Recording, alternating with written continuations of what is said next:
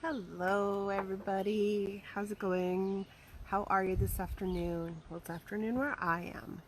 Don't know what time of day it is where you are, but it's a gorgeous day, so I'm working outside, and yeah, I just wanted to come on and talk about this really simple stress shrinker that I think might be helpful for a lot of you. So I was having a conversation this morning about, with someone, and actually the start of the conversation was about how much stress we are actually carrying with us and is actually part of our life and our experience and sort of our energy without us even realizing that we have that stress, right? So we're a lot more stressed than we actually realize. And the reason for that is because we don't, because the stress has become such a normal, natural part of our experience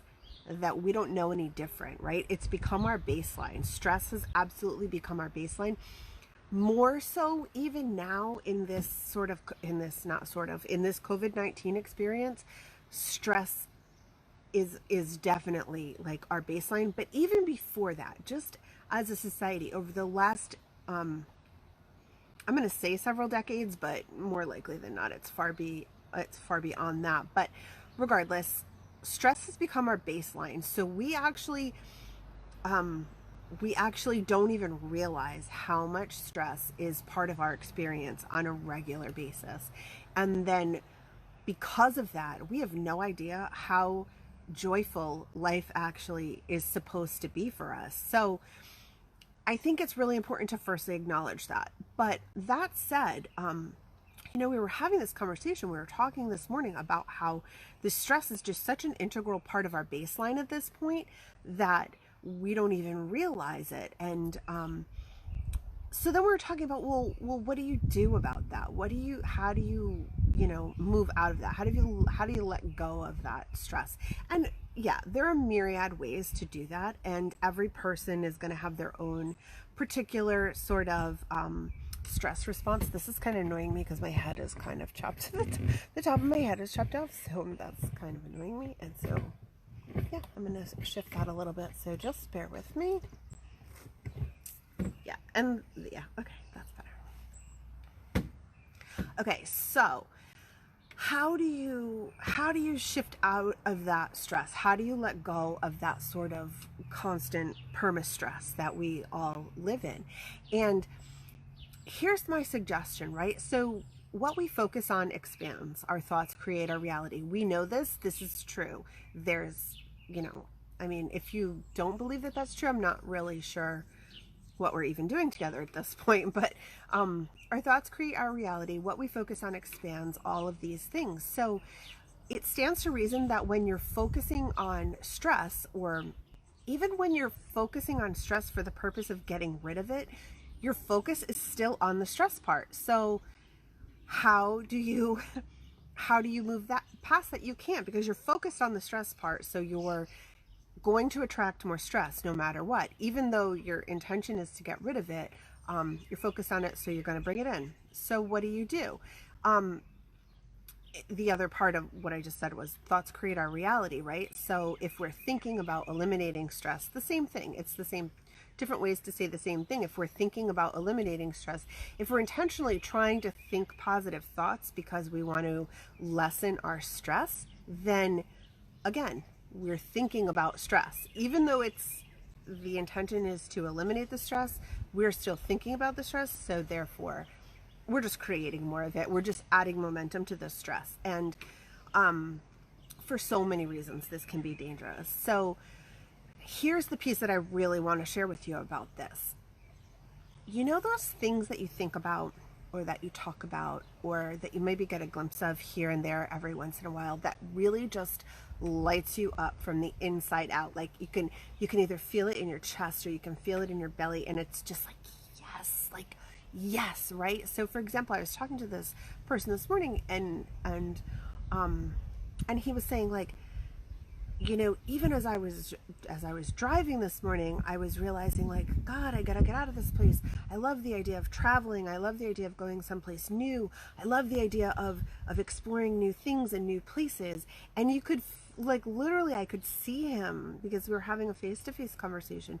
I could see him light up. I could see the excitement coming through his eyes. I could see the excitement coming, in his body. His body just relaxed ever so slightly. And then immediately, without even realizing it, he went into, I'm just tired of the people here. I'm tired of the things here. I'm tired of the same old. And so in an instant, he went from this place of being lit up immediately back into the momentum of the stress and the aggravation and the frustration and the reason why not. And so what I pointed out to him was, the idea is not to recognize that you're in that place of, I'm frustrated, I'm stressed, I don't like this, I don't like that, too many bills, everything's boring, I'm feeling claustrophobic, I'm feeling this, it's not to go from that place and try and find that place of being lit up, but it's recognizing when you're in that place of being lit up and then staying there as long as you can. Does that make sense? So when you get that feeling of, ooh, I would love to do this, or, oh, that sounds so fun, or, oh, what a great idea, or, oh, I'm so excited thinking about this. When you're in that place, the idea is stay there as long as you can. Stay there as long as you can. And in that, by doing that, you increase the momentum and the energetic sort of power, if you will, with that sensation. You increase the power of that good feeling, and the more power it has, the longer it stays with you. It's momentum. All it is momentum. Think about a snowball rolling down a hill and collecting more snow, so it's getting bigger and bigger, but it's also collecting more speed. As it gets bigger and continues to roll down the hill, it gets more speed as well. It increases its momentum. So it's the same thing when we're in that good feeling thought and we intentionally stay there longer and don't, try to not drop back into a negative counter thought, if you will. I love this, but I want this, but this sounds so fun, but, right? Those buts, those counter thoughts slow the momentum and take us in the wrong direction. So if we can stay in that positive, clear space as long as possible, the momentum is going to grow. Eventually we're going to get jerked out of it because we're human, and that happens, and that's just the way that it goes, right? But the idea is to stay there as long as possible, because each time you can get into that really lit up, good feeling space and stay there for a minute and a half, literally 60 seconds, 65, 67 seconds, 90 seconds, 2 minutes, like that counts, and it all adds up, and it builds over time. So the more you can stay there, the longer you can stay there. And if you can practice this every single day, even a couple times a day, right? The more you do it, the faster it works. But that's the idea, is to stay in that place as long as you can. And then eventually you're going to slip out of it. You're going to, because you're human, because we live in the real world, because we live in real life. That's just the way it goes. You're going to slip out of it, and that's normal, and it's part of the process. And you just acknowledge, oh, I guess I'm done with that for right now. But you know that the next time you're going to go back to it. And when you feel that lit up feeling, just try and hold on to it as long as you can. Stay there as long as you can. Savor it, right? Savor it. Squeeze every last drop of juicy goodness out of it and stay there as long as you possibly can. And if you want to get real fancy about this, try to find that spot. Try to find that really good feeling place intentionally.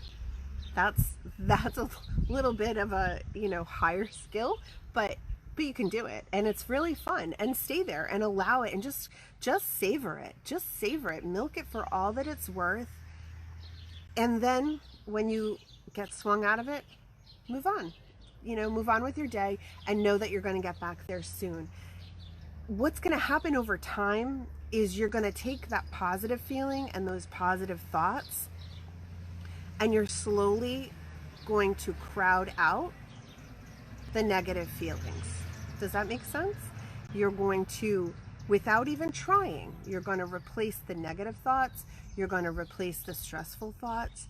You're going to replace the not great feeling thoughts with better thoughts. The sort of negative part is just going to get crowded out. And it's not going to be, you're not even going to notice it happening at first. Eventually you'll notice that you start feeling better and better, more consistently for longer durations over time.